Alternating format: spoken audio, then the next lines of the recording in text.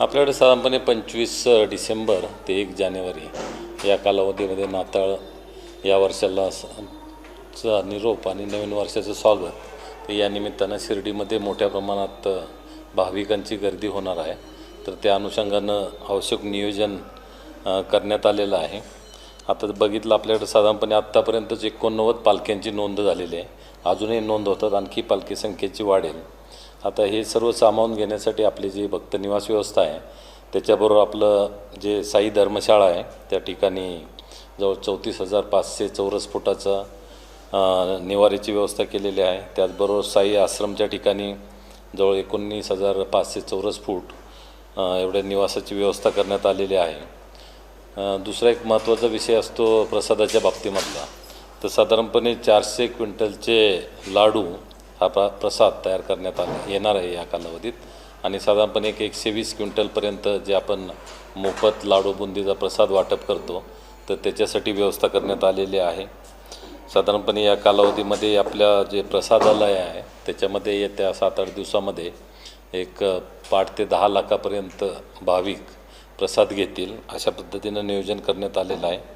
बाकी आपलं चहा, कॉफी, दूध जे आपण आपल्या दर्शन लाईनमध्ये वाटप करतो तर त्याच्याबद्दलचं या वाढीव बघता ज्याच्याप्रमाणे नियोजन करण्यात आलेलं आहे. गर्दी असल्यामुळं जे काही आपले प्रथमोपचार केंद्र आहेत ते जे मुख्य ठिकाणं आहेत जे आपली साई भक्तांच्या निवासाची ठिकाणं आहेत आणि गर्दीची ठिकाणं आहेत त्या ठिकाणी ही व्यवस्था करण्यात आलेली आहे.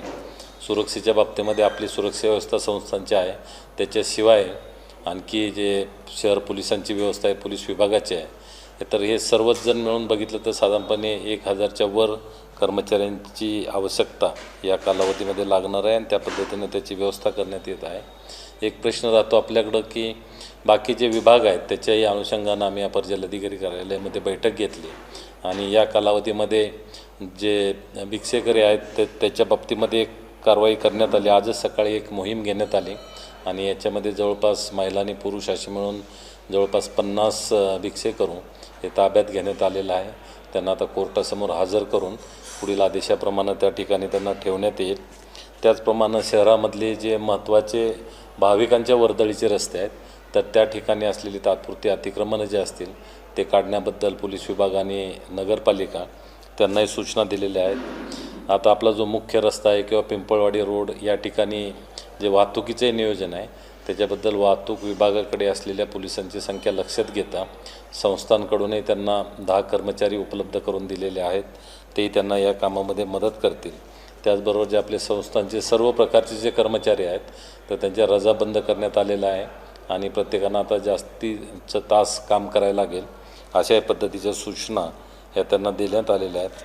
त्याचबरोबर गर्दी म्हटलं की थोडं भाविकांची फसवणूक होऊ नये, मग खिसेगापा असतील, चेन स्नॅचिंगवाले असतील तर याच्याबद्दलही उपाययोजना करण्याबद्दल पोलीस विभागाला तशा सूचना दिलेल्या आहेत. एकंदरीत ही सगळी व्यवस्था करत असताना याच्यामध्ये आपले सर्व कर्मचारी तर आहेतच परंतु त्याच्याबरोबर जे आपले महाविद्यालय आहे संस्थांचं त्याच्यामधील जे NSSचे विद्यार्थी आहेत, काही शिक्षक आहेत तर त्यांच्याही सेवा या कालावधीमध्ये आपण घेतो आहे.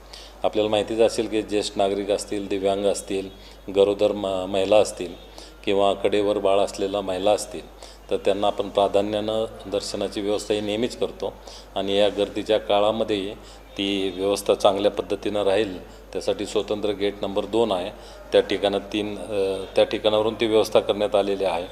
त्याचबरोबर काही साई सेवक आहेत. आत्तापर्यंत आपल्याकडं 205 साई सेवकांनी इच्छा व्यक्त केलेली आहे, नोंदणी झालेली आहे तर त्यांच्याही सेवा आपण या गर्दीच्या कालावधीमध्ये घेतो आहे. एकंदरीत या कालावधीमध्ये होणारी भाविकांची जी गर्दी असेल त्याचं नियोजन करण्यासाठी आणि त्यांचं सुलभ दर्शन व्हावं आणि व्यवस्थित पद्धतीनं या ठिकाणी राहता वावरता यावं यासाठी सर्व विभाग त्याच्यामध्ये नगरपालिका आहे, पोलीस आहेत, ग्रामपंचायती आहेत, महसूल प्रशासन आहे आणि आपलं संस्थान या सर्वांना मिळून एकत्रित प्रयत्न करून हा यात्रा जो शिर्डी महोत्सव 2024 आहे तो व्यवस्थित पार पाडण्याचं नियोजन संस्थांच्या मार्फत आणि अपर जिल्हाधिकारी कार्यालयाच्या मार्फत करण्यात आलेलं आहे.